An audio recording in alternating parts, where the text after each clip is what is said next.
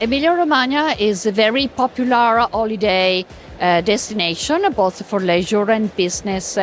And the peculiarity is that every year we try to enlarge and widen our tourist product offering. For next year, we have been working on several topics. As for culture, we will open on the 30 November in Ravenna a Byron museum that will collect all the memorabilia, the first edition of the works of the poet that have been gathered in Ravenna, where he stayed when he was in Italy, and he fell in love with a lady from Ravenna, Elisa Guiccioli, and the museum will be housed in the palace of the Guiccioli family. But we have also some other news and many other attractions. So most of our resorts and destinations in the region have undergone in these very recent years some urban transformation, and especially an important commitment with the sustainability, like Rimini with the new waterfront and many other activities that have been taking place in this year. And another news is something that we have presented and launched this year in October at Roots World 24 in Bahrain. Is that Rimini and the Emilia-Romagna region will be the host of Roots Europe in 2026. The region has a very rich heritage, and that is dating back to the past, to the history, but also to modern times.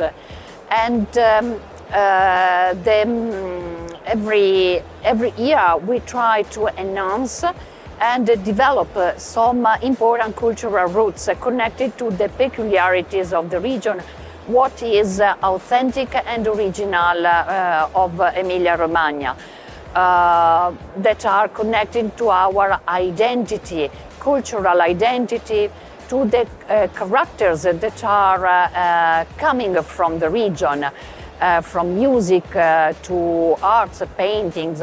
The past year we have presented here at World Travel Market, for instance, the Guercino itineraries. Guercino is an important Italian painter of the Baroque time, is one of the main painters. Cultural means also UNESCO World Heritage.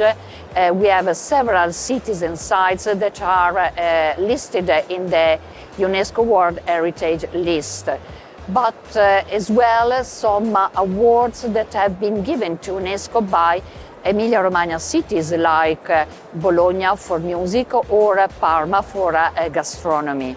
Let's say that the region is not impacted by over-tourism.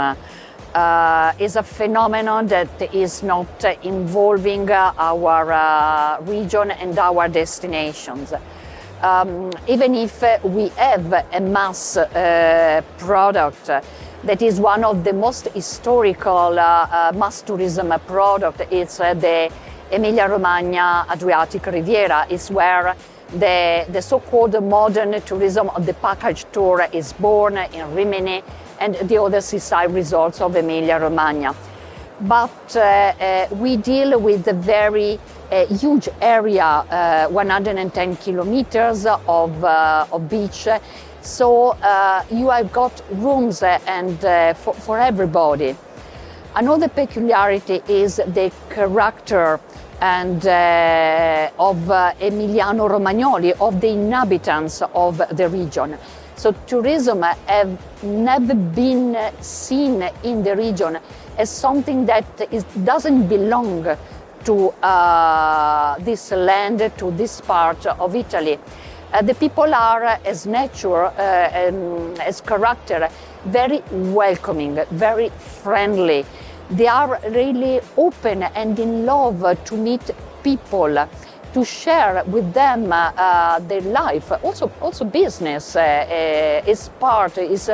Tourism is bringing economical development and is involving everybody in the region.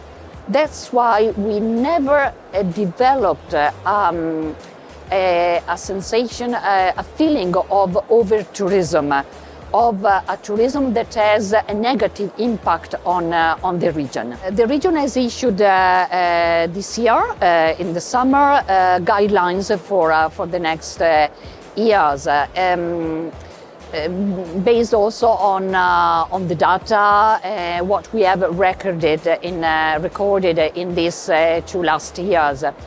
Among our goals, there is to increase and have a greater internationalization of touristic flows. It means that the region wants to improve its positioning in the global market, looking at international catchment areas, mainly of Europe, because around 69% of international tourism to the region is originated by Europe, but also looking at long-haul markets like US that has really performed very well in the past, in these last 2 years, having an increase that both in arrivals and overnight stays has reached a double-digit percentage. It's looking at the future, trying to improve and make even better than today our tourist product offering, especially the commitment with sustainability, but also inclusiveness, and accessibility. We are working and have already started to work from this year and the past years to have better connections between the region and the catchment areas, but also to have a real sustainable touristic offer that is taking into the offer also the environment, the impact of tourism also on the environment, and also on the facilities, the cities, everything. Another topic is accessibility, so a tourism for everybody, without limit, restriction, but can be a leisure, where it can be entertained and relaxed for everybody, every kind of people.